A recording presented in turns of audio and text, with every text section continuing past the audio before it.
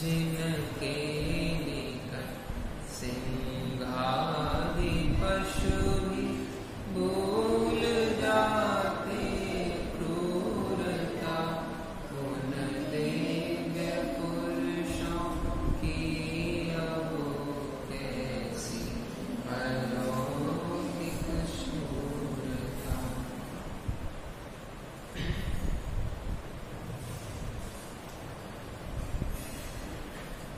रविवार के इस व्याख्यान में प्रथमानी योग की धारा से बच्चों को जोड़ने का एक उपक्रम अपन करेंगे। जो कथानक है वो रक्षाबंधन नाम से प्रचलित वात्सल्य धर्म का यह कथानक रहेगा। थोड़ा सा हम इसकी शुरुआत कुछ नए तरीके से करते हैं। तो आप लोग कार्टून देखते हैं सब, और एक्शन मूवीज भी देखते होंगे। तो आपको कौन सा सुपर हीरो सबसे ज्यादा पसंद है? बताइए। किसी को स्पाइडरमैन होगा, Superman, Batman, iron man, steel man, है ना। और भी बहुत सारे मैन हैं जो बच्चों को बहुत पसंद आते हैं। तो आपको कौन सा पसंद है? नहीं, पसंद नहीं है? नहीं, बहुत बढ़िया। तो क्या होते हैं वो लोग ऐसे करके आसमान में उड़ जाते हैं, हाथ से मकड़ी का जाला निकाल लेते हैं, है ना, और भी बहुत सारे काम करते हैं। तो बच्चों, आज हम आपको कुछ ऐसे महामैन से परिचय कराएंगे। ये तो मैन है, नॉर्मली मैन है, उनसे भी कोई महान मैन है जिन्हें मुनिराज कहते हैं। जैसे इनके पास कुछ सुपर नेचुरल पावर्स होती है ना, ऐसे इनके पास उनसे भी ज्यादा, उनसे भी अलग जाति की कुछ सुपर नेचुरल पावर्स होती हैं। तो आज हम एक सुपर नेचुरल पावर, उसको कहते हैं विक्रिया रिद्धि। कौन सी रिद्धि? विक्रिया। उसके बारे में हम थोड़ा सा कहानी के माध्यम से समझेंगे, ठीक है। तो अभी कौन सा फेस्टिवल आने वाला है? रक्षाबंधन और इंडिपेंडेंस डे, दोनों एक ही दिन पे पड़ते। आप लोग सब अच्छे से बैठ जाओ, अच्छे से पालती मार के सीधे बैठ जाओ, ठीक है। तो हम रक्षाबंधन को जैन कंटेक्स्ट में समझेंगे। जैन धर्म रक्षाबंधन के बारे में क्या धारणा या क्या मान्यता रखता है, ठीक है। नॉर्मली रक्षाबंधन के दिन क्या होता है? एक भाई बहन को राखी बांध देता है और बहन उसको, हाँ, बहन भाई को राखी बांध देती है और भाई उसको चॉकलेट देता है, गिफ्ट देता है। तो ये बच्चों जितनी भी अपन सब देखते हैं ना, ये जो हिंदू कल्चर है ना, उसकी बात है। जैनिज्म में ऐसा कुछ भी नहीं है। जैनिज्म में तो इससे ही कोई बड़ी बात है। तो आज आप लोग है ना बिल्कुल बेसब्री से तैयार हो। आप समझ लो एक मूवी देखने वाले हो 3D। जैसे 3D मूवी में आयरन मैन को आप सामने देखते हो, ऐसे ही आप एक विक्रिया रिद्धि वाले मुनिराज की आप सुपर नेचुरल पावर को देखो, ठीक है। स्टोरी शुरू करें। उसके पहले आप लोगों को ये भी देखना है इस स्टोरी में विलन कौन है, हीरो कौन है, ठीक है। ये भी आप चेक करना, तो फिर आपसे पूछेंगे कौन विलन है कौन हीरो है, ठीक है। चलो, तो हम चलते हैं बच्चों। एक उज्जैन नाम का नगर है। क्या नाम है? उज्जैन। आपने नाम सुना है? एमपी में, यहाँ से पास में ही है, उज्जैन नाम की नगरी है। वहां एक राजा राज करता था। उसका नाम श्री वर्मा या श्रीधर्मा, दोनों ही नाम लेते हैं, ठीक है। तो श्री वर्मा जो राज्य करता था, उसके राज्य में कुल परंपरा से 4 मंत्री थे। 4 मंत्री होते ना, तो उसके भी 4 मिनिस्टर थे। उनका नाम, एक का नाम बलि था, बलि, एक का नाम नमुची या शुक्र, एक का नाम बृहस्पति और एक का नाम प्रहलाद। लेकिन वो लोग जैन धर्म से बहुत ऐसे करके चलते थे। जैन धर्म का उन्हें बिल्कुल भी रस नहीं आता था। उन्हें जैन धर्म ऐसा लगता था ये तो अनपढ़ों का और मूर्खों का धर्म, बिल्कुल खा पी के बस सो जाते हैं बैलों की तरह, ऐसे बोलते थे उनके बारे में। बताओ तो क्या हुआ, उनका राज्य चल रहा था। एक दिन राजा और 4 मंत्री अपने राजमहल की छत पर खड़े कुछ बातें कर रहे थे। तो उन्होंने देखा कि उज्जैन नगर के पूरे नगरवासी अपने हाथ में सोने और चांदी के थाल में अष्टद्रव्य लेके जंगल की ओर जा रहे हैं। तो राजा को बड़ा आश्चर्य हुआ। तो राजा ने मंत्री से पूछा कि ये लोग कौन हैं और कहाँ जा रहे हैं। तो उन्होंने कहा राजन, ये अपने ही नगर के लोग हैं और ये वहां पास में अपना जो गार्डन है ना, नगर का पार्क है ना, वहां मुनिराज आए हैं, 700 मुनिराज आए, ऐसा बोल रहे थे। तो उनका दर्शन करने को वो जा रहे हैं। तो राजा को भी बड़ी जिज्ञासा हुई। उसकी भी जैन धर्म में थोड़ी बहुत आस्था तो थी। तो चलो हम भी दर्शन करने चलते हैं। तो मंत्रियों ने कहा महाराज आप किनके दर्शन करने जा रहे हैं? फटे हाथ हैं जिनके, हाथ में कुछ नहीं, पैर में कुछ नहीं, नग्न रहते हैं और कुछ पूछो तो बोलते बनता नहीं है, ऐसे लोगों के पास जाने से क्या लाभ भला? तो राजा ने कहा नहीं, मुझे तो बड़ी जिज्ञासा है, मैं तो जाना चाहता हूं। ठीक है, तो राजा मंत्रियों के साथ, मंत्रियों का मन तो नहीं था जाने का, लेकिन राजा के साथ वो भी चले गए। कहाँ गए? पास। ठीक है, अब जो मुनिराज आए थे ना, उनके जो सुप्रीम थे, सबसे बड़े थे, उनका नाम था अकम्पनाचार्य। बहुत लोगों को कहानी पता है, आपको कई नई बातें मिलेंगी आज कहानी में। ठीक है, तो अकम्पनाचार्य ने निमित्त ज्ञान से ये जाना कि इस नगरी में अनिष्ट होने की आशंका है, कुछ गलत हो सकता है। यहाँ के मंत्री तो जैन धर्म से विमुख हैं और राजा का मंत्रियों में ज्यादा विश्वास है। तो उन्होंने अपने संघ को आदेश दिया। संघ में कितने मुनिराज थे? 700।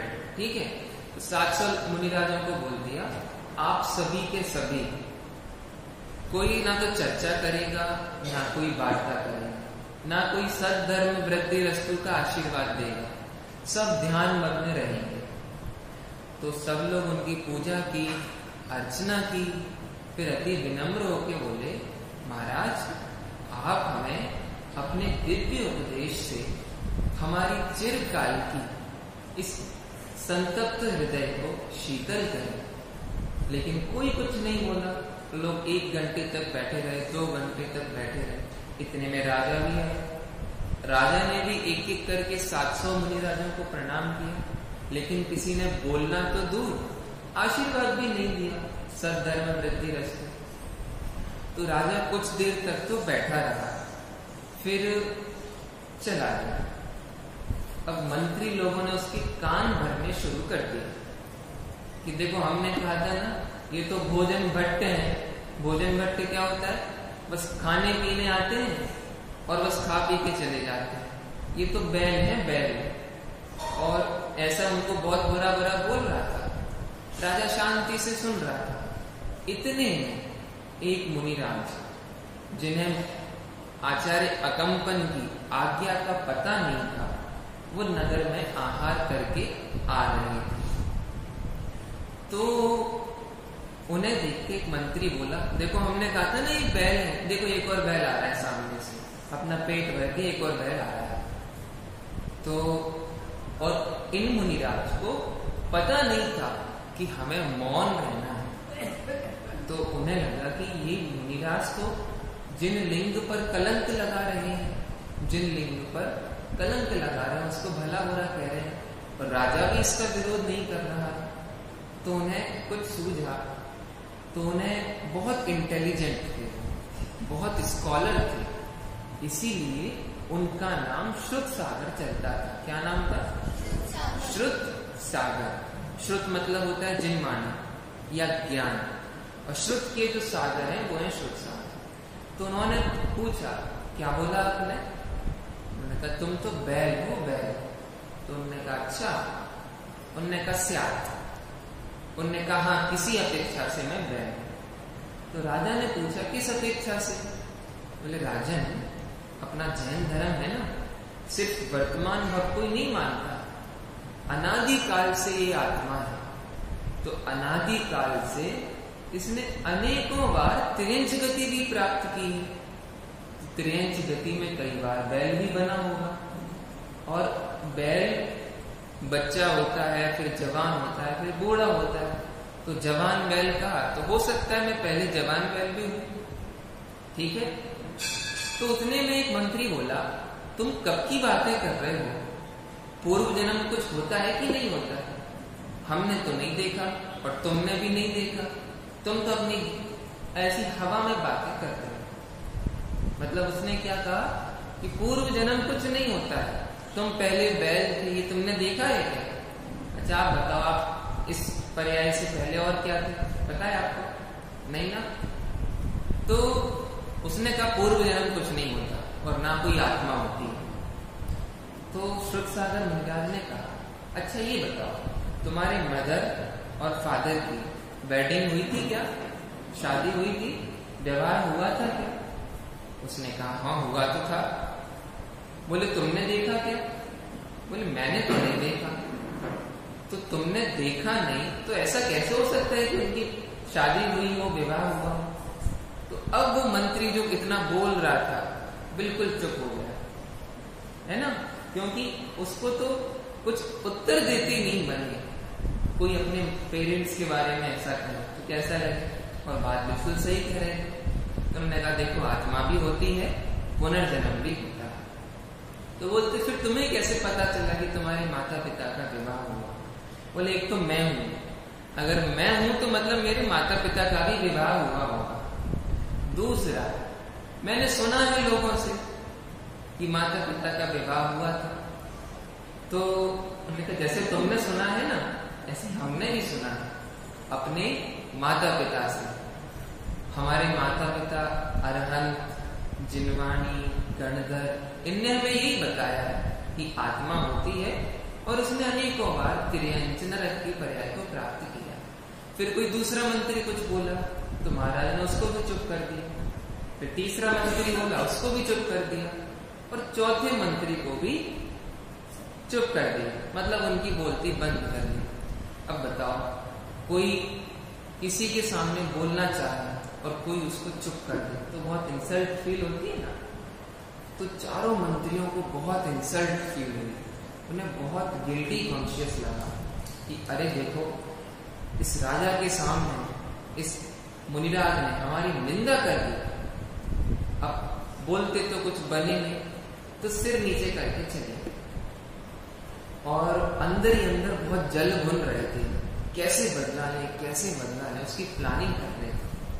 अब देखो बच्चों, यहाँ से श्रुत सागर मुनिराज अपने संघ में जाते हैं और अपने आचार्य को जो जो होता है ना बताते हैं। तो आचार्य जैसे ही सुनते हैं तो उनकी जो सौम्य मुद्रा थी, बिल्कुल स्माइलिंग, वो गंभीर हो जाती है ना। तो गंभीर हो जाते हैं। जैसे आप बताओ, आप मम्मी के पास जाओ और बोलो मम्मी आज तो मैंने उसको बहुत सबक सिखाया, वो जा रहा था और मैंने रास्ते में केले का छिलका डाल दिया और उसका पैर फिसल गया। तो मम्मी क्या बहुत कहती, वेल डन बेटा, कांग्रेट्स, ऐसे बोलती है मम्मी आपकी? ऐसे तो नहीं बोलती। ऐसी आचार्य ने भी ऐसे ही कहा। बिल्कुल शांत हो गए, वो गंभीर हो गए, विचारने लगे ये क्या हुआ। तो श्रुत सागर जो थे ना बहुत इंटेलिजेंट थे, वो समझ गए जरूर कुछ गलत हुआ है ना। तो गलत हुआ है तो उन्होंने कहा आई एम सॉरी आचार्य, मुझसे बहुत बड़ी गलती हो गई, मुझे माफ कर दीजिए। तो उन्होंने कहा शुद्ध सागर, तुमने जो किया सो उस समय किया सो किया, लेकिन एक बात तो ध्यान रखनी थी। बताओ, आप लोग मंदिर से बाहर निकलो और आपस में लड़ने झगड़ने लग जाओ तो अच्छी बात है क्या? ऐसी रास्ते चलते लोगों से लड़ाई करना, उनसे बात करना, उनसे बहस करना, ये अच्छी बात है क्या? बोले तुम तो श्रुत सागर हो ना, हमने तो तुमको ये नहीं सिखाया, हमने तो तुमको भाषा समिति और वचन गुप्ति सिखाई कि महाराज अपराध क्षमा हो, हमसे भूल हो गई। उन्होंने कहा श्रुत सागर जी, ये ऐसी भूल है कि पूरे संघ पर संकट आ जाएगा। 700 मुनिराज की आज जान खतरे में है। आचार्य ने क्या कहा? 700 मुनिराजों पर आज डेंजर आने वाला है। तो शुद्ध सागर ने कहा महाराज इसका प्रायश्चित मैं स्वयं करूंगा, और मेरी जहां उनसे बात विवाद हुआ था ना, मैं उसी स्थान पर जाकर रात में ध्यान करूंगा। और जब वो संघ की ओर कुछ गलत करने आएंगे तो उनका दुश्मन तो मैं हूं, संघ तो उनका दुश्मन नहीं है, तो वो मेरे साथ जो भला बुरा करना होगा करेंगे, संघ पर संकट नहीं आएगा। लेकिन आचार्य ने कहा शुद्ध सागर, तुम्हें पता है मैंने तुम्हें शुद्ध सागर बनाया है, मैंने तुम्हें विद्वान बनाया है, जिनवाणी पढ़ाई है, और एक शुद्ध सागर लाखों करोड़ों में होता है, मैं एक शुद्ध सागर को कैसे कुर्बान कर सकता हूं? तो महाराज श्रुत के सागर को संयम का सागर होना चाहिए। श्रुत के सागर को श्रुत का सागर होने से पहले संयम का सागर होना चाहिए। मैं संयम नहीं बरत सका तो मेरा ये श्रुत सागर तो किस काम का? तो वो श्रुत सागर बड़े विनम्र होके गुरु से आज्ञा लेके रात में चले गए। रात में वहीं ध्यानस्थ रहे। फिर रात में चारों मंत्री प्लानिंग कर ली थी कि आज उन 700 के 700 मुनिराजों को हम मौत के घाट उतार देंगे। तो चारों हाथ में नंगी तलवार को लेके संघ की ओर चले गए। अब जैसे ही वो पहुंचे, उन्हें रास्ते में एक पेड़ के नीचे कोई शैडो दिखाई दी। शैडो समझते हो बेटा? कोई खड़ा है। तो उन्होंने कहा कोई लगता है, तो उन्होंने अपने मशाल लिए थे ना, मशाल समझते हो? मशाल से देखा तो दिखाई दिया ये तो वही है जिससे हमारी लड़ाई हुई थी। मैं कहा अब आया बच्चू, अब पकड़ते हैं इसको। तो उन्होंने कहा कि देखो अपना दुश्मन सामने है और शुभ काम में देरी कैसे? तो बलि ने कहा कि प्रहलाद तू पहले तलवार चला। तो प्रहलाद ने सोचा कि ये तो मेरे को मरवाने वाला है, अगर मान लो कुछ नहीं हुआ और लोगों ने देख लिया तो मैं मारा जाऊंगा। तो उसने कहा नहीं नहीं आप बड़े हो, आप चलो। तो ऐसे ने फिर तीसरे को बोला नहीं नहीं तू चला, तू तो बृहस्पति है, बुद्धिमान है। तो फिर आखिरकार चारों में डिसीजन हुआ कि चारों एक साथ है ना, हम साथ साथ हैं, चारों ने एक साथ तलवार चलाई। अब जैसे उन्होंने तलवार उठाई और चलाई, उतने में वहां पे एक सुपरमैन प्रकट हो गया। सुपरमैन मतलब उस पेड़ में एक देवता रहता था। उस देवता ने देखा अरे ये तो मुनियों पर उपसर्ग कर रहे हैं, तो उसने उन चारों को स्टॉप कर दिया। वो होते ना, आप लोग एक गेम खेलते हो ना, कौन सा गेम? स्टैचू। तो स्टैचू कर दिया, तो चारों बिल्कुल स्टैचू हो गए। अब क्या हुआ? स्टैचू हो गए। अब बेचारे अंदर ही अंदर सोच रहे हमने ये क्यों किया। और जैसी सुबह हुई, लोग आए, उन्होंने उन स्टैचुओं को देखा तो उन्हें बहुत गुस्सा आया। अरे ये स्टैचू और हाथ में तलवार, मतलब ये मारने की फिराक में थे। तो उन्होंने तुरंत राजा को बुलाया। राजा ने जैसे ही देखा तो वो आग बबूला हो गया। बोला दुष्ट, तुम लोगों ने पहले तो इन मुनिराज के साथ भला बुरा कहा, और जब तुम्हारी बात नहीं बनी तो तुम इनको मारने को तैयार हो गए। इन चारों को मृत्यु दंड दिया गया। इतने में वो मुनिराज ध्यान से बाहर आए। कौन से मुनिराज? शुद्ध सागर। ठीक है, वो क्या कर रहे थे वहां पे? ध्यान कर रहे। ध्यान से बाहर आए और राजा को बोला राजन, किसी को मारने का भाव हिंसा है, और मृत्यु दंड देना तो अपने को शोभा नहीं देता। और राजा के जो और मंत्री थे उनने कहा ये अपनी कुल परंपरा से आने वाले मंत्री हैं, मतलब इनके फादर भी अपने मंत्री थे, उनके फादर भी मंत्री थे, इनके फादर भी मंत्री थे, तो ऐसे लोगों को मारा नहीं जाता।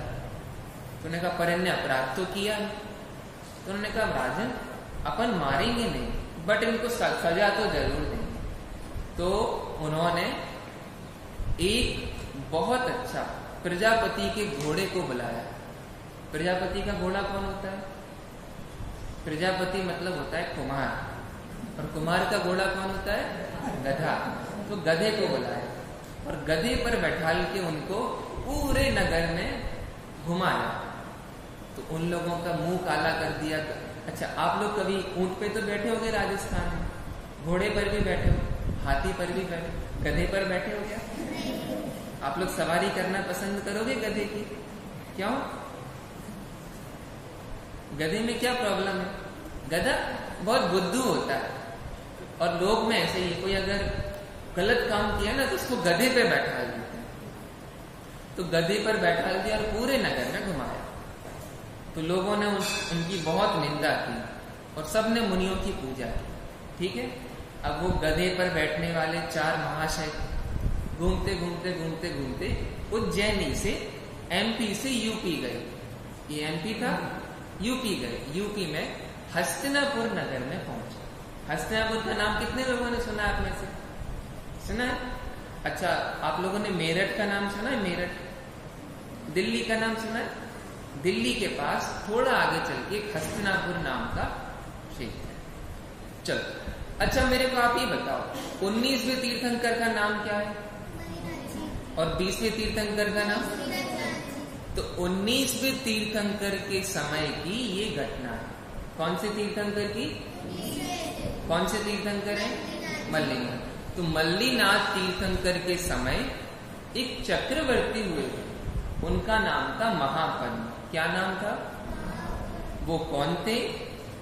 चक्रवर्ती। चक्रवर्ती पता है आपको? जिसके हाथ में चक्र होता है, 84 लाख हाथी, 18 करोड़ घोड़े, बहुत अंबानी का भी समझ लो बड़ा होता है, बाप होता है। तो चक्रवर्ती को एक दिन वैराग्य आया। वैराग्य पता क्यों आया था? उसकी 8 कन्याएं थी और उसको 8 विद्यालय हर के ले गए। और चक्रवर्ती ने जब उनकी जांच पड़ताल कराई तो वो 8 कन्याएं मिल गई। लेकिन उन लोगों ने 8 कन्याओं ने संसार में भ्रमण पसंद नहीं किया, तो 8 कन्याओं ने दीक्षा ले ली। तो उनके जो किडनैपर्स थे ना 8, उनने भी दीक्षा ले ली। तो ये देख उस चक्रवर्ती को वैराग्य आ गया। ठीक है, थोड़ा कहानी में ये दूसरा चल रहा है। एक पार्ट तो ये हुआ अकंपनाचार्य, 700 मुनिराज, श्रुत सागर और 4 मंत्री। इसको अपन थोड़ा स्टॉप करते हैं। अब थोड़ा दूसरा, तो चक्रवर्ती ने दीक्षा ले ली। चक्रवर्ती के 2 बेटे थे। ठीक है, चक्रवर्ती का नाम क्या था? पद्म कि महापद्म? महापद्म। महापद्म के 2 बेटे थे। एक का नाम था पद्म, एक का नाम था विष्णु। क्या नाम था? विष्णु। ठीक है, ये जो विष्णु कुमार है ना, यही आगे चल के अपने सुपर महामैन, मैंने आपको बताया था ना, सुपरमैन का भी दादा महामैन, ये आगे चल के विष्णु कुमार एक बहुत सुपर हीरो बनने वाले हैं। ठीक है, आप देखना। तो महापद्म ने दीक्षा ले ली और उनके साथ उनके छोटे बेटे विष्णु ने भी दीक्षा ले ली। जिन मुनिराज से दीक्षा ली थी उन मुनिराज का नाम सागर चंद्र था। सागर चंद्र या श्रुत सागर चंद्र, दोनों नाम मिलते हैं। उनसे दीक्षा ले ली। किसने ली? विष्णु ने और महापद्म ने। ठीक है, चलो अब दीक्षा लेके चक्रवर्ती को तो मोक्ष हो गया, गुड बाय, मोक्ष हो गया। ठीक है, उसके बाद विष्णु कुमार तो बहुत तप कर रहे थे और वो इतने ज्यादा मेडिटेशन करते थे, इतना ज्यादा ध्यान करते थे कि संग से अलग रह के एक पर्वत पे वो ध्यान करते थे। धरणी नाम का पर्वत, वहां वो ध्यान कर रहे थे। ठीक है, अब इसको अपन यही रखें। ये दूसरी चीज हो गई। अब तीसरी, वो चारों गधे पर बैठने वाले घूमते घूमते घूमते घूमते एमपी से यूपी पहुंचे, हस्तिनापुर पहुंचे। वहां के राजा का नाम पता है? जो पद्म था ना, महापद्म के 2 बेटे, पद्म और विष्णु कुमार। विष्णु कुमार ने दीक्षा ली और पद्म अभी राज्य कर रहा है, ठीक है। तो पद्म नाम का राजा राज्य कर रहा था। अब उसके पास में एक उसका पड़ोसी राजा था जो उसे बहुत परेशान करता था। उसके साथ हाइड एंड सीक खेलता था। हाइड एंड सीक मतलब उसे परेशान कर दे, नगर में आके कुछ उठा पटक कर दे और भाग जाए। अब उसे पकड़ने जाओ तो पकड़ में नहीं आए, क्योंकि उसका जो किला था ना, बहुत मजबूत किला था। तो राजा उसको पकड़ ही नहीं पाता था। तो बहुत चिंतित था, और चिंता में, स्ट्रेस में, जैसे कोई स्ट्रेस में बहुत दुबला हो जाता है ना, ऐसे ही राजा बहुत दुबला हो गया था। तो मंत्रियों ने देखा, वो 4 मंत्री बन गए। तो उन्होंने देखा ये राजा दुबला क्यों हो रहा है। तो राजा ने कहा वो एक बाजू वाला है ना, वो बहुत परेशान करता है, हाइड एंड सीक खेलता है, पकड़ में नहीं आता है। तो उसने कहा चलो हम पकड़ के लाते। तो बलि नाम के मंत्री ने अपनी बुद्धि से उस किले को भेद करके उस राजा को पकड़ लाया और राजा को सामने खड़ा कर दिया। बोलो यही आपका शत्रु है ना, अब ये देखो हाइड नहीं है, ये सीख है, अब पकड़ लो आप इसको। तो राजा बहुत खुश हुआ, बहुत खुश हुआ।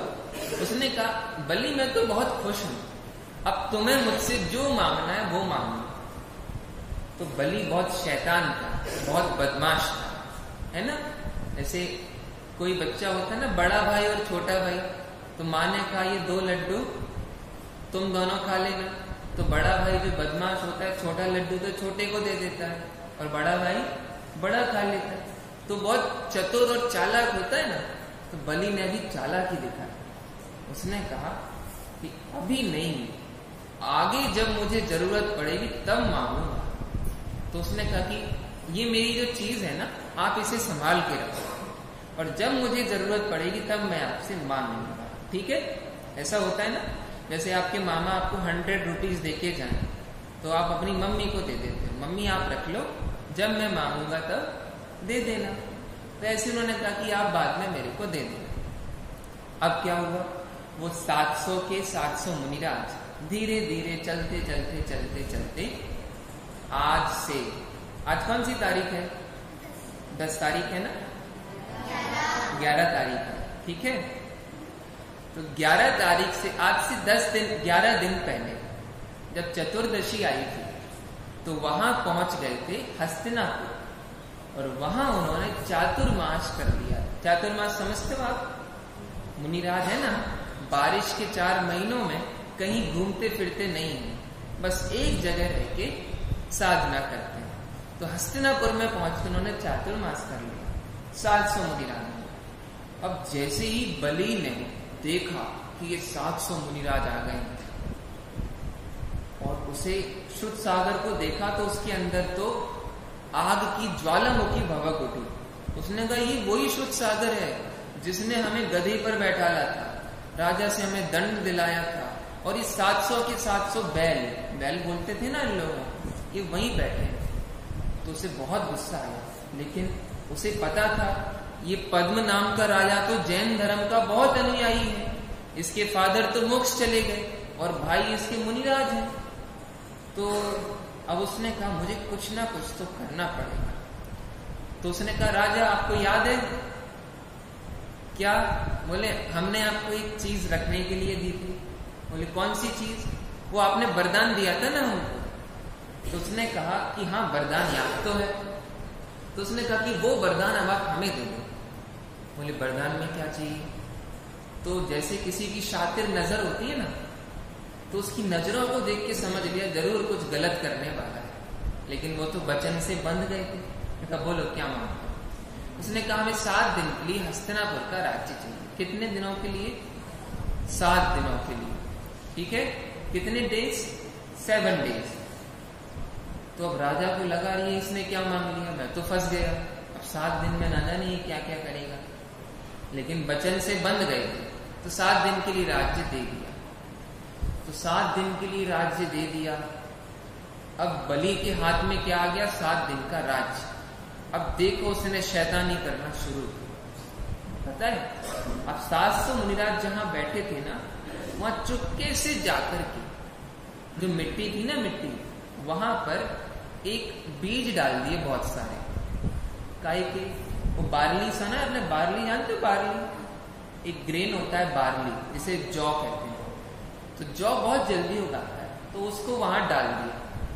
तो कई दिन मैंने 4-5 दिनों में उसमें से घास निकला। अब जैसे मुनिराज के चारों ओर उन्होंने बीज डाल दी और घास निकल आई, तो मुनिराज तो उसमें कैद हो गए और उसने उसके चारों ओर बड़े बड़े अग्नि के कुंड बनवाए। वो आपने देखा, ओम स्वाहा ओम स्वाहा, वो लोग यज्ञ करते हैं ना हिंदू लोग, ऐसे ही उसने 4 तरफ यज्ञों की शालाएं बनवाई और उसमें अग्नि जलाना शुरू किया और लोगों को बोला कि मैं तो अपना यज्ञ कर रहा हूं। तो उस यज्ञ में पता है बच्चों, उसने क्या किया, प्राणियों को, जंगल के पशुओं को मार मार के उनकी हड्डियों को, उनके मांस को उस अग्नि में डालता, तो उससे गंदी गंदी बदबू निकलती और गंदी गंदी गैसें निकलती, काला काला धुआं निकलता। और लोगों को तो क्या बोल दिया, मैं यज्ञ कर रहा हूं, और उस बाउंड्री के अंदर 700 मुनिराज।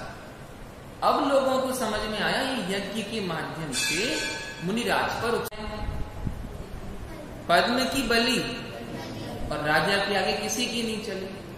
और राजा ने तो, अब क्या करे राजा, राजा तो अपनी रानियों के साथ चला गया।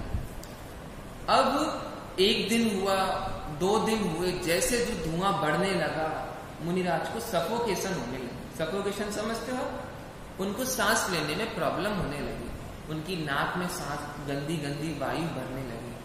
कई मुनिराज तो बेहोश हो गए और 7 दिन तक चलना है। बताओ क्या होगा। अब सोचो बच्चों क्या होगा। अब कौन सा सुपरमैन आएगा कि बैटमैन आएगा?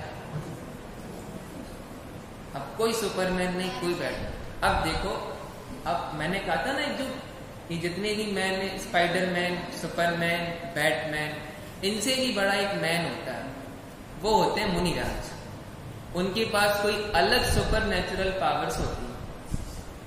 तो जो विष्णु कुमार मुनिराज थे ना, किसके भाई थे? पद्म के। और किसके बेटे थे? महापद्म के। तो वो एक जगह तप कर रहे थे। अब बच्चों, मुनिराज पे यहां उपसर्ग हो रहा है, ठीक है, यूपी में उपसर्ग हो रहा है, और बिहार, पता है आपको बिहार? बिहार में एक मिथिला नाम की नगरी थी, वहां पर एक सागर चंद्र नाम के मुनिराज अपने संग सहित विराज रहे। सागर चंद्र पता है कौन है? जिनसे विष्णु ने दीक्षा ली थी।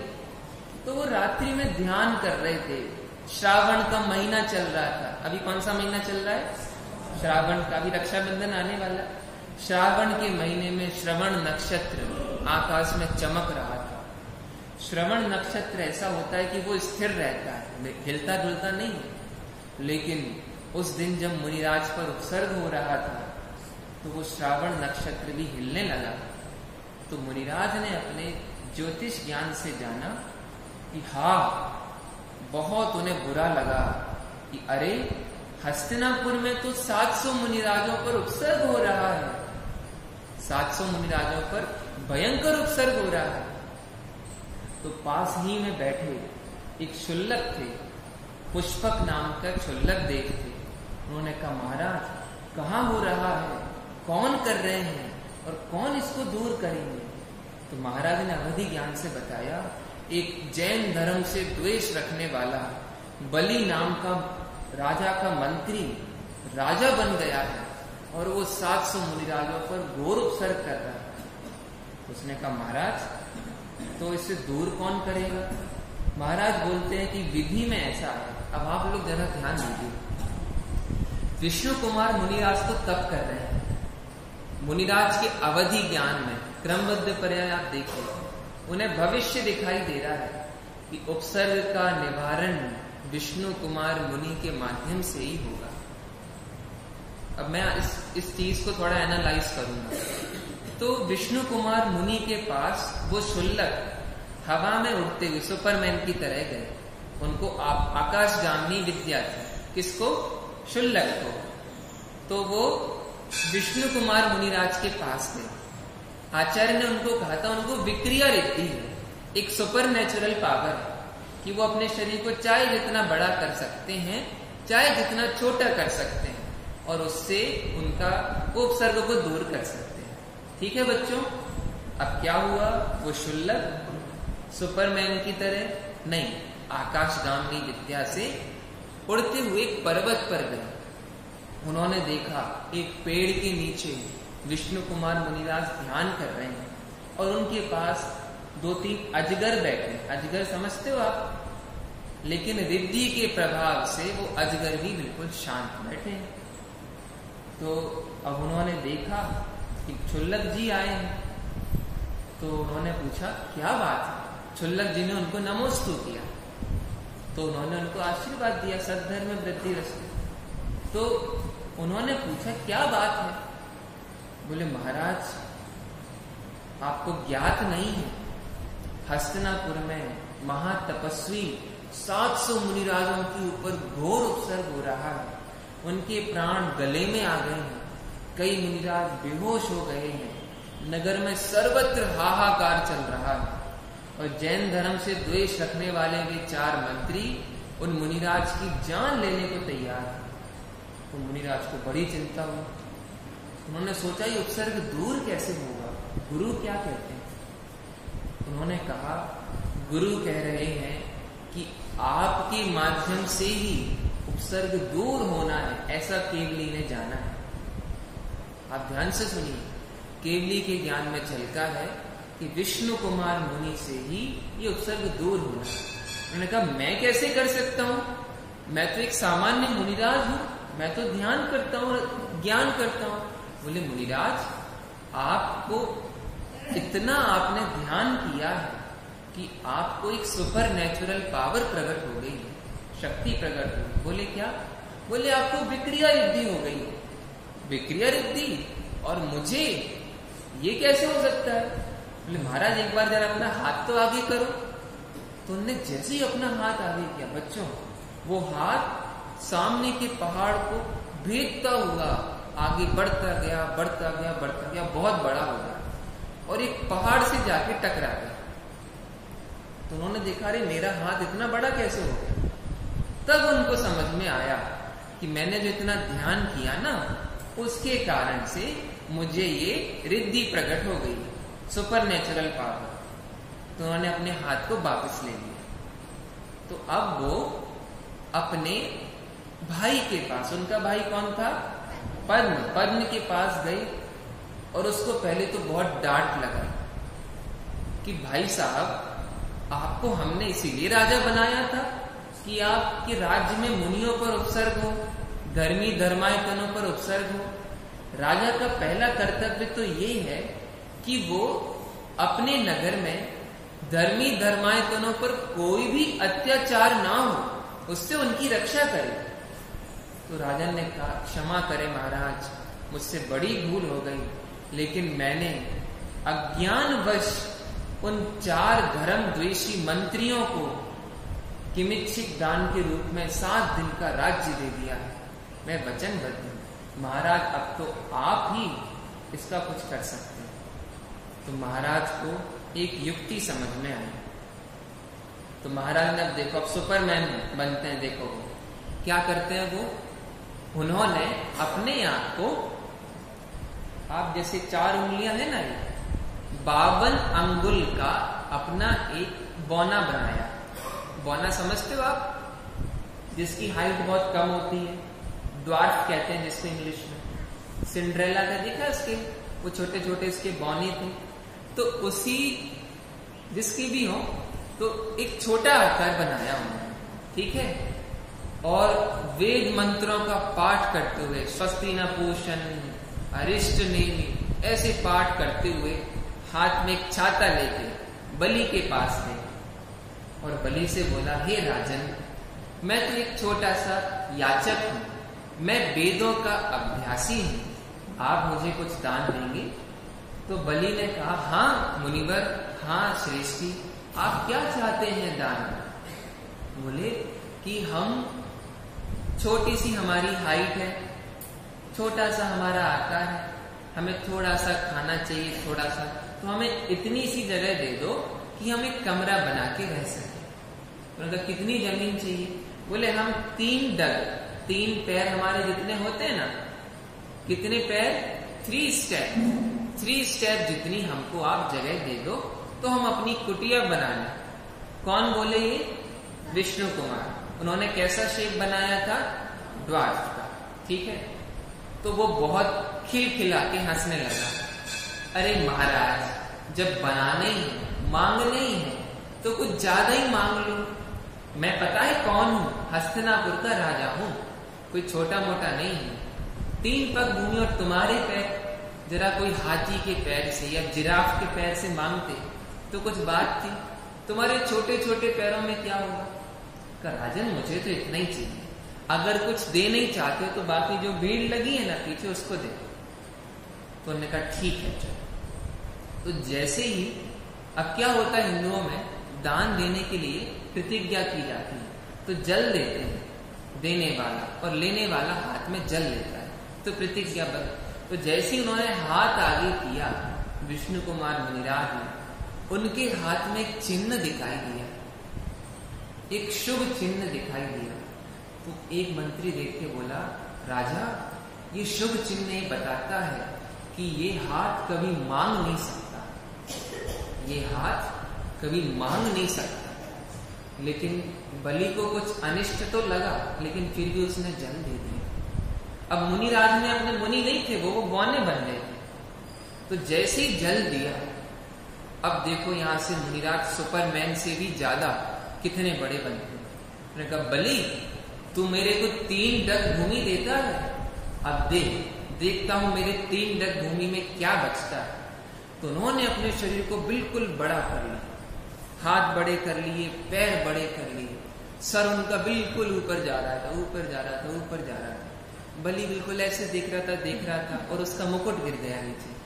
होता है ना कई बार अपन ऊपर देखते रहो, तो उसका सिर इतना ऊपर गया कि वो सूरज चंद्रमा जहां होते हैं ना, वहां जाके सिर टकरा गया। ठीक है, सर टकरा गया उनका। उसके बाद उन्होंने अपने पैर को फैला के, पहला पैर तो रखा सुमेरु पर्वत पर और दूसरा पैर रखा मानुषोत्तर पर्वत पर। मतलब अपनी जितनी भी दुनिया है ना, अर्थ जितना अपन देखते हैं, उसको पूरा 2 पैरों में ही कवर कर लिया। ठीक है, अब तीसरा पैर बचा, अब कहां रखें? तो वो मस्ती करने के लिए घुमाने लगे उस पैर को। ये पैर समझ लो, एक में ये हो गया, दूसरे में ये हो गया, और तीसरा पैर घुमाने लगे, क्योंकि रखने को जगह नहीं मिली। और उन्हें बहुत गुस्सा आ रहा था, क्योंकि 700 मुनिराजों पर उपसर्ग हो रहा था। तो बलि को चिल्ला के बोले, बलि बता तीसरा पैर मैं कहां रखूं? तेरे सर पे रखूं क्या? जगह तो है ही नहीं। तो घुमाने लगे। इतने में सब चारण रिद्धिधारी मुनिराज जो 2.5 दीप में थे, वो आके उनकी स्तुति करने लगे। जितने भी गंधर्व देव थे, किन्नर देव थे, वो गिटार बजा बजा के उनकी स्तुति करने लगे। उनकी गिटार मतलब वीणा, तो उनकी स्तुति करने लगे, मुनिराज क्रोध को शांत कीजिए, शांत कीजिए। तो फिर बलि को लोगों ने पकड़ लिया, बांध दिया। जब उनका क्रोध शांत हुआ तो वे फिर सामान्य आकार में आ गए। ठीक है, अब बताओ सुपरमैन कौन है? जो आप देखते हो वो है कि ये है मुनिराज? स्पाइडरमैन तो क्या करता है? एक यहां से जाला निकालता है, एक यहां से निकालता है। पता अपने मुनिराजों की इतनी इतनी सुपर नेचुरल पावर्स होती है। एक बल रिद्धि होती है, काय बल रिद्धि। उससे जैसे आप मोबाइल को ऊपर नीचे कर लेते ना, ऐसे ही तीनों लोगों को ऊपर नीचे कर दे, इतनी सामर्थ्य होती है। मतलब जैसे अपन ने इसको ऐसे कर दिया, ऐसी इतनी ताकत। बोलो इतनी ताकत बैटमैन में होती है? इतनी ताकत स्पाइडरमैन में होती है जो अंडरवेयर पहन के घूमता रहता है? बताओ। तो वास्तव में बच्चों वो तो कार्टून है। ये सच्चे सुपर नेचुरल पावर्स, सच्चे हीरो तो ये मुनिराज हैं। ठीक है, तो अब क्या हुआ? अब आप सुनिए, थोड़ी वैज्ञानिकता से अपन समझेंगे रक्षाबंधन पर्व। तो बलि का बंधन हुआ, लोगों ने तुरंत उस आग को बुझाया। देखा तो कई मुनिराज बेहोश हो गए थे, तो प्रासुप जल से उनको छींटे मारे, जागृत किया, उनकी वैया वृत्ति की। अब आप बताइए, जब इतने दिनों तक 7 दिन का राज्य ले लिया और पूर्णिमा के दिन उपसर्ग दूर हुआ, ठीक है, तो 7 दिन तक जब मुनि राजों ने कुछ नहीं खाया, तो क्या नगरवासियों के गले में क्या एक निवाला भी गया होगा? सब लोगों ने उपवास, शक्ति प्रमाण, एकादशी किया, कुछ खाया ही नहीं जा रहा। बताओ, आपका कोई फ्रेंड है, वो बीमार हो जाए, तो उस दिन आपको भोजन अच्छा लगता है? आपका छोटा भाई है, उसे बहुत कहीं लग गई हो, तो अपने को भी बहुत दुख होता है ना।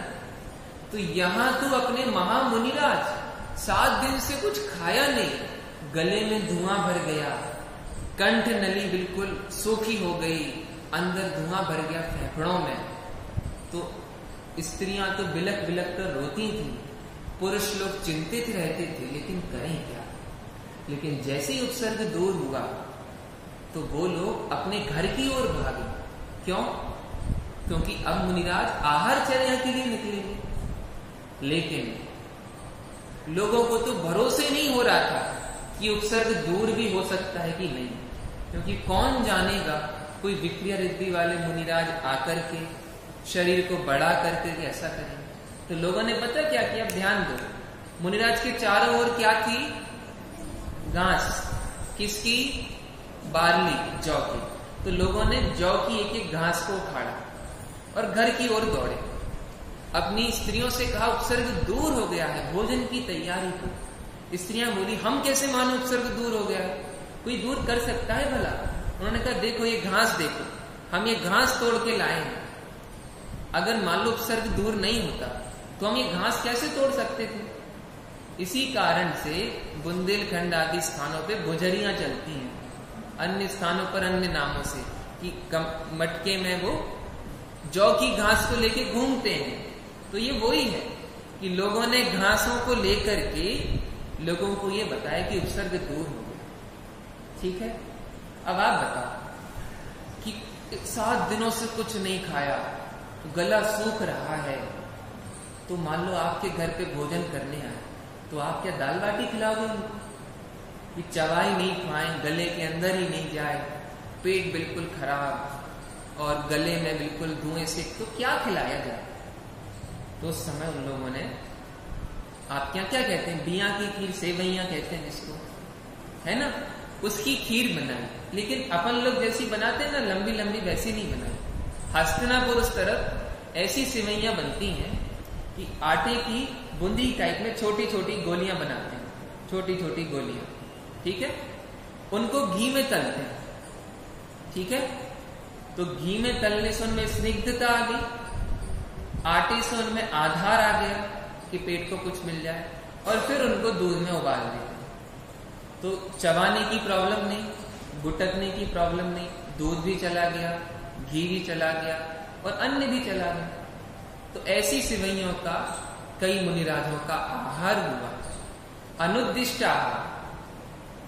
लोगों ने अपने अतिथि समविभाग किया, उनके लक्ष्य से नहीं बनाया, लेकिन घर में 4 लोग थे तो 4 लोगों के हिसाब से बनाया।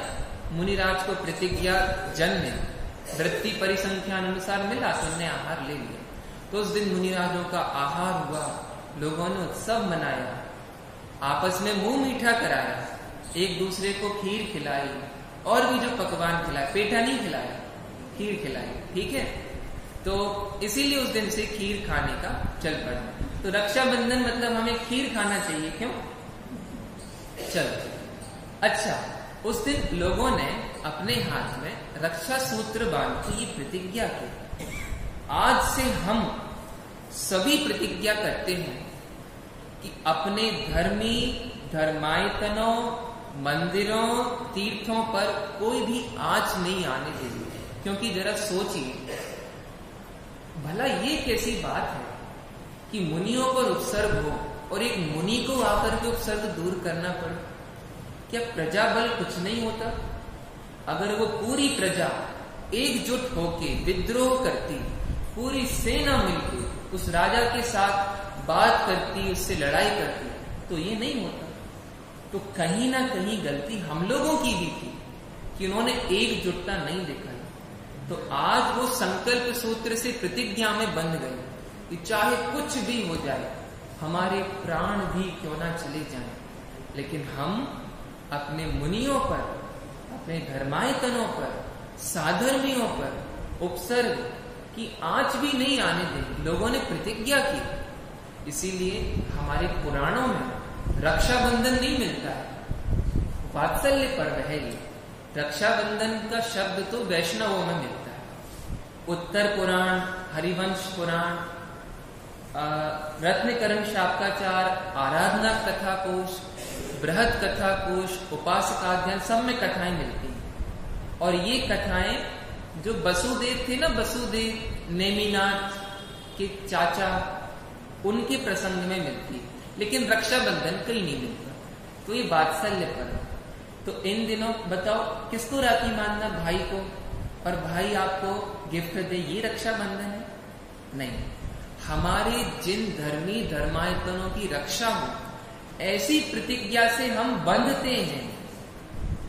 जैन धर्म जिन शासन धर्मी धर्मायतनों की रक्षा करने का हम बंधन, ऐसी प्रतिज्ञा करते हैं, ये वास्तव में रक्षाबंधन है। ठीक है, चलो अब जब लोगों ने बलि को पकड़ लिया, अब तो मृत्यु दंड ही देना था, तो सब अकंपनाचार्य आदि मुनिराजों के पास आए।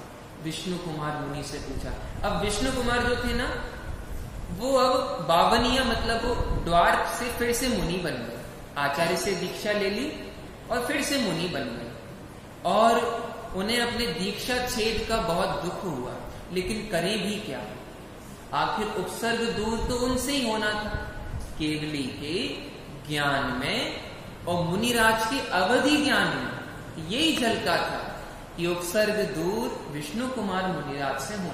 तो बिल्कुल सहज बने, मुनिलिंग भी छोड़ दिया और मुनिलिंग ग्रहण भी कर दिया। अभी हमने चर्चा की थी कुछ दिनों पहले, कितनी सहज स्वीकृति, बिल्कुल नक्की वाली बात है कि मुनि उपसर्ग का निवारण मुझसे होना है, तो दीक्षा छेद भी होनी इस उपाय से, तो सहज बने हुआ।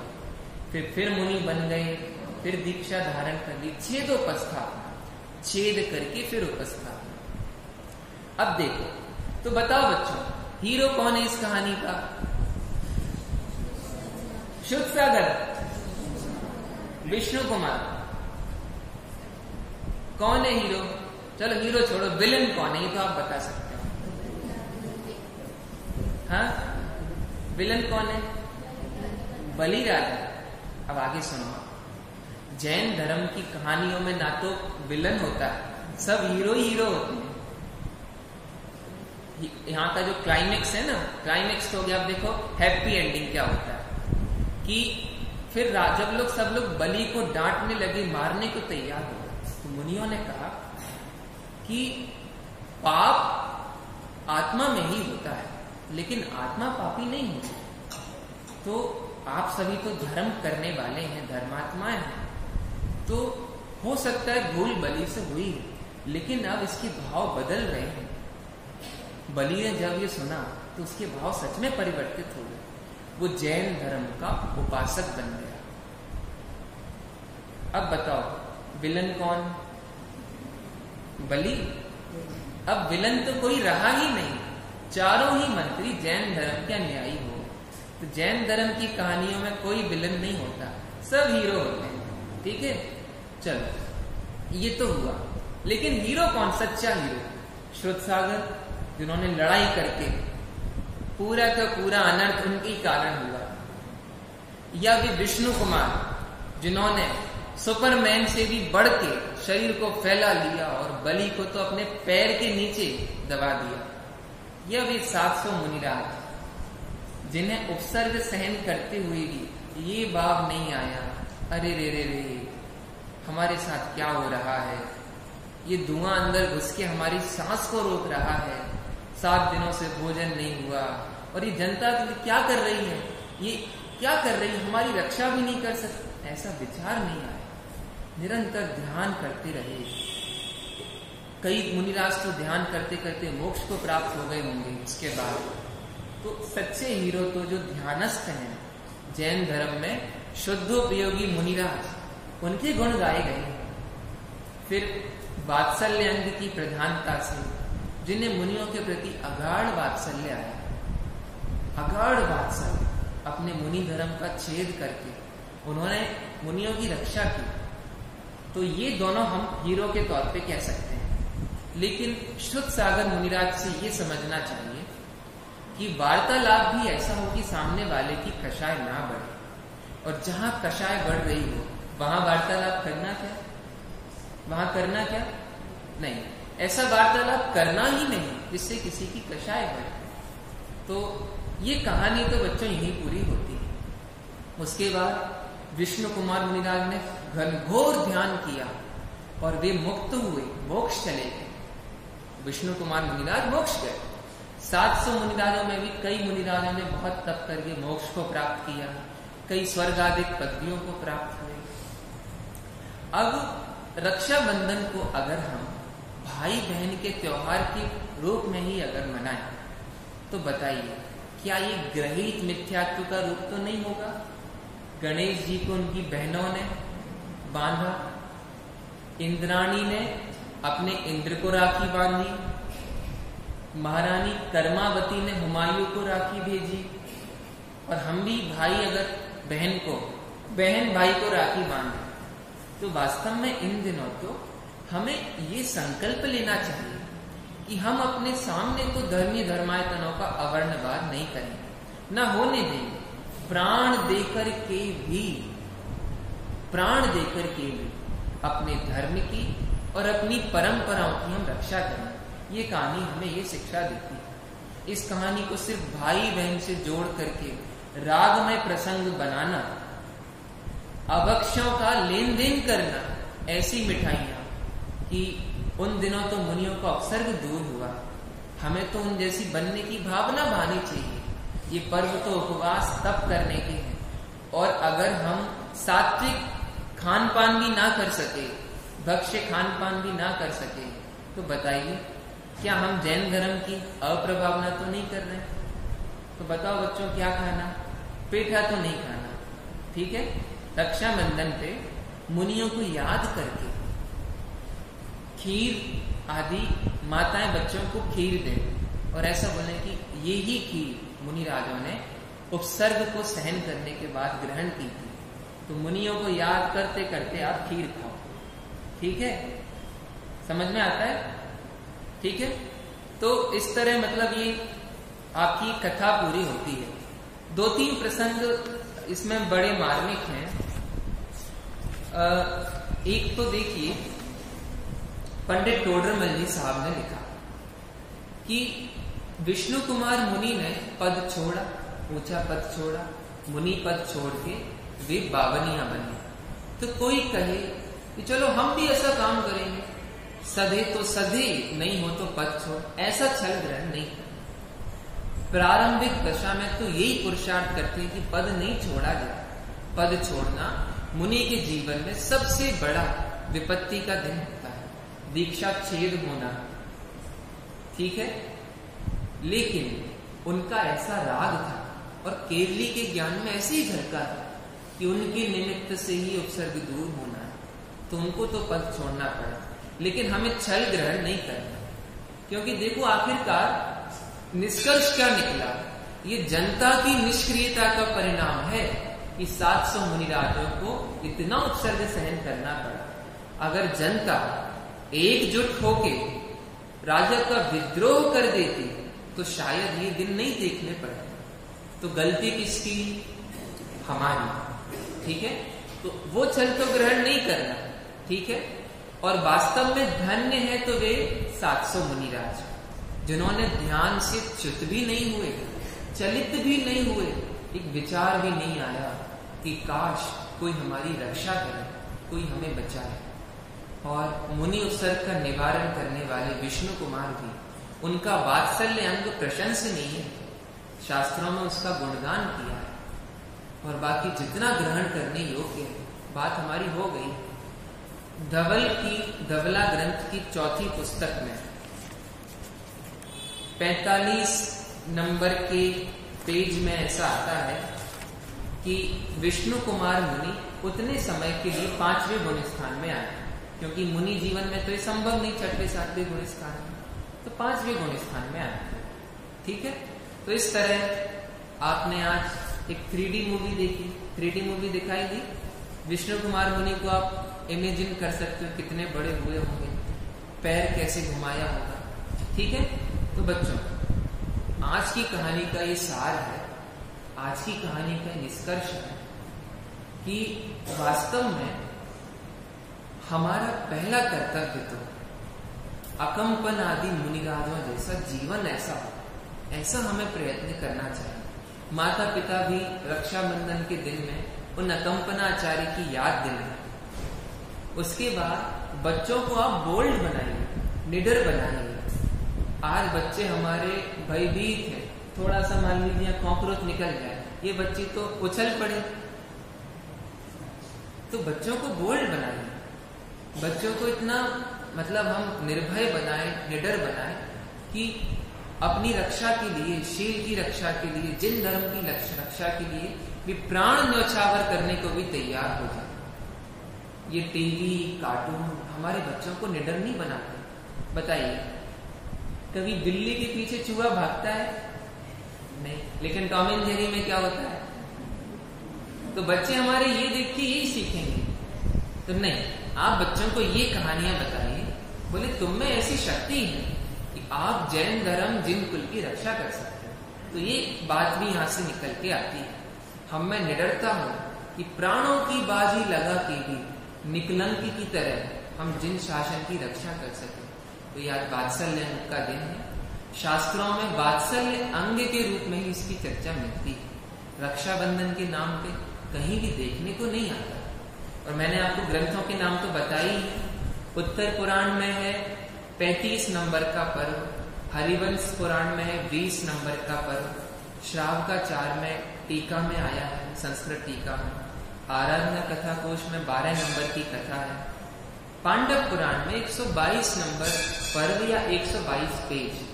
तो यहाँ आप मूल ग्रंथों से इसका अध्ययन कर सकते हैं। तो इन दिनों महावीर के सभी मुनिराजों को आप याद करें और उन जैसा बनने की भावना बनाएं। इसी